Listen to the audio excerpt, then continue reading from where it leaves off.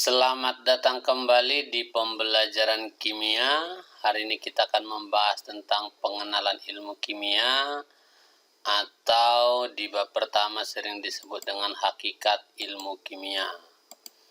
Nah, pembelajaran hakikat ilmu kimia atau bab 1 di kelas 10 atau sering disebut dengan KD 3.1 itu adalah pembelajaran awal atau pengenalan awal tentang kimia yang akan kita bahas selanjutnya untuk materi-materi selanjutnya nanti.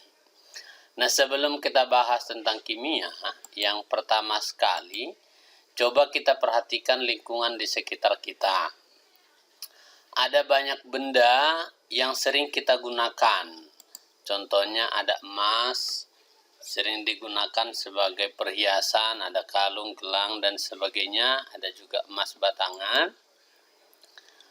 Ada besi juga digunakan sebagai bahan dasar untuk bangunan atau bahan-bahan lain. Dan sangat umum kita menggunakan besi.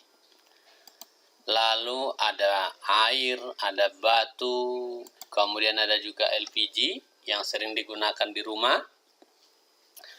Kalau kita perhatikan barang-barang ini sifatnya itu berbeda. Ada yang padat, ada yang cair, ada yang gas, ada yang berwarna kuning, ada perak, ada hijau, dan segala macamnya. Nah, ini semuanya termasuk ke dalam materi. Nah, lalu bagaimana tanggapan Anda terhadap kimia?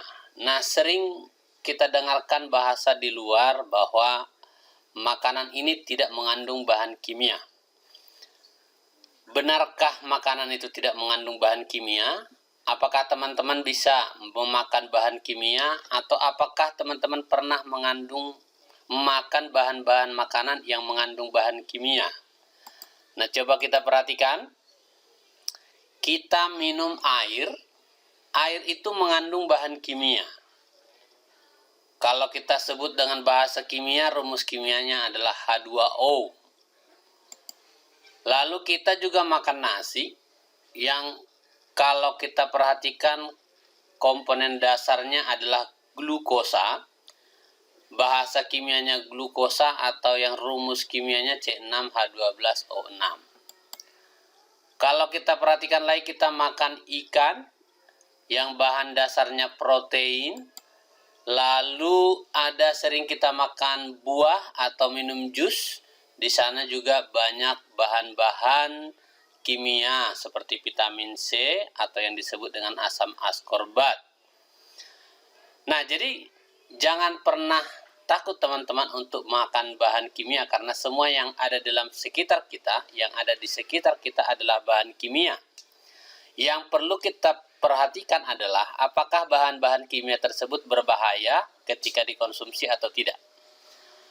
Nah, untuk itu kita akan mempelajari lebih lanjut bagaimana tentang materi. Karena segala sesuatu yang kita rasakan di dalam lingkungan kita itu adalah materi. Ini sudah dipelajari waktu SMP. Di mana materi itu adalah segala sesuatu yang memiliki massa dan menempati ruang. Nah, waktu pelajaran SMP dalam pelajaran IPA sudah dibahas bahwa materi itu dibagi menjadi unsur. Contohnya ada karbon yang lambangnya C, atau tadi ada besi yang lambangnya Fe. Ada emas yang lambangnya Au, tembaga yang lambangnya Cu, hidrogen lambangnya H, dan lain-lain. Kemudian ada juga yang kita sebut dengan senyawa. Senyawa ini adalah zat tunggal yang terdiri dari 2 atau lebih unsur. Nah, contoh tadi yang kita minum ada H2O atau yang sering dikenal dengan air. Lalu kita juga makan nasi yang komponen paling kecilnya adalah glukosa C6H12O6. Lalu kita sering makan sayur yang dikasih garam dapur, rumus kimianya NaCl. Lalu ada gula pasir C12H22O11 dan lain-lain, itu disebut senyawa. Jadi dia termasuk zat tunggal yang sifatnya sudah beda dari unsur-unsur pembentuknya. Contoh C6H12O6, glukosa tidak sama sifatnya seperti karbon. Nggak mungkin kita makan karbon, tapi makan glukosa bisa saja. Lalu yang berikutnya adalah campuran. Campuran ini maksudnya gabungan dari dua atau lebih zat tunggal, baik secara homogen maupun heterogen. Contoh, air gula, yaitu campuran air dan gula, atau disebut dengan larutan gula. Lalu ada jus, bisa dicampur macam-macam buah, ditambah gula dan yang lain-lainnya. Ada minuman kopi dicampur air, gula, dan kopi. Nah, itu yang termasuk ke dalam materi. Ini sudah kita bahas sebelumnya di SMP. Nah, coba perhatikan video berikut.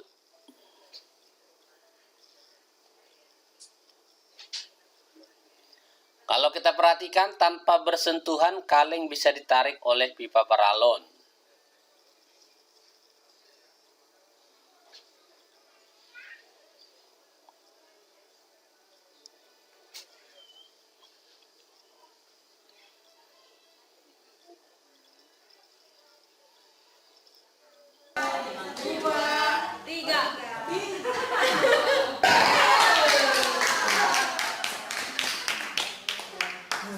Benda padat ditambah benda padat dalam bentuk serbuk bisa menghasilkan nyala api.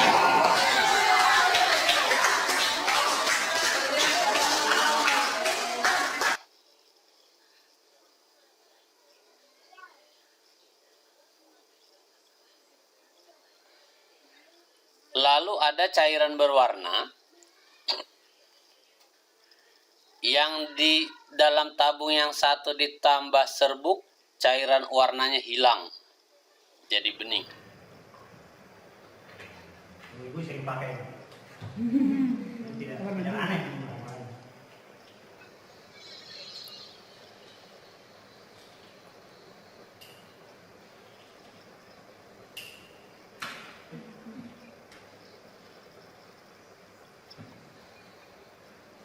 Yang satu.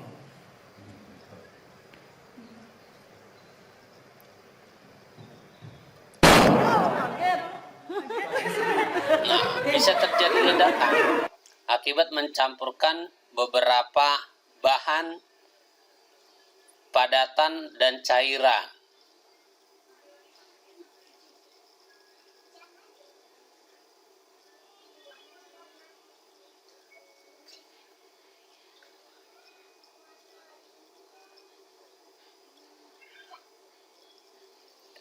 Nah, bisa memunculkan api dengan menyiram bahan cairan ke dalam benda padat.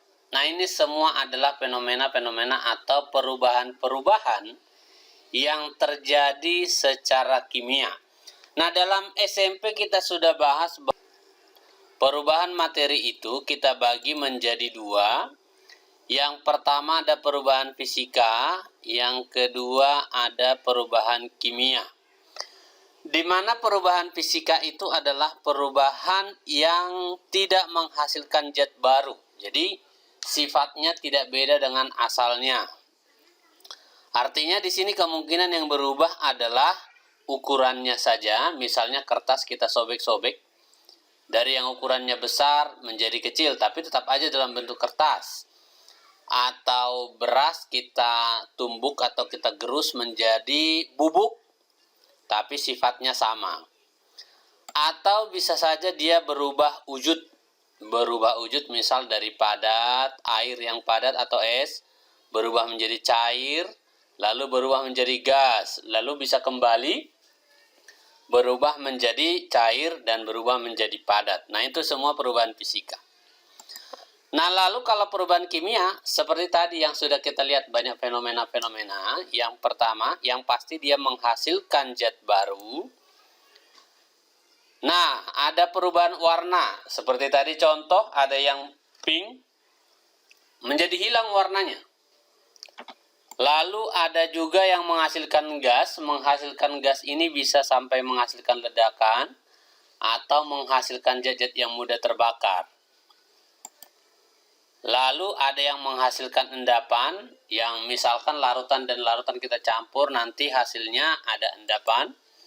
Yang berikutnya adalah perubahan suhu, bisa menghasilkan panas. Nah, jadi hati-hati bermain-main dengan bahan-bahan atau reaksi-reaksi kimia, teman-teman. Karena bisa saja kalau kita tidak memahami sifat atau karakteristik dasarnya, maka kita salah mencampurkan akan menghasilkan suatu hal yang berbahaya bagi kita. Jadi sebelum kita mencampur-campurkan atau mereaksikan bahan-bahan yang ada di sekitar kita, perlu kita pelajari dulu sifat-sifat dasarnya. Nah, itu semua nanti akan dibahas di dalam pembelajaran kimia tentang sifat-sifat, bahwa ada sifat kimia yang mudah meledak, ada sifat kimia yang mudah menghasilkan gas atau yang lain. Nah, itulah yang disebut dengan hakikat ilmu kimia. Jadi pada hakikat ilmu kimia kita mempelajari segala sesuatu tentang zat yang meliputi komposisi, struktur dan sifat, perubahan serta dinamika, dan energetika zat yang melibatkan keterampilan dan penalaran. Jadi di sini nanti di dalam kimia itu akan ada perubahan-perubahan yang menghasilkan perubahan suhu, warna, endapan, dan lain-lainnya. Nah, itu semua akan kita bahas pada materi-materi selanjutnya di SMA untuk bab-bab selanjutnya. Sampai di sini pertemuan kita untuk hakikat ilmu kimia.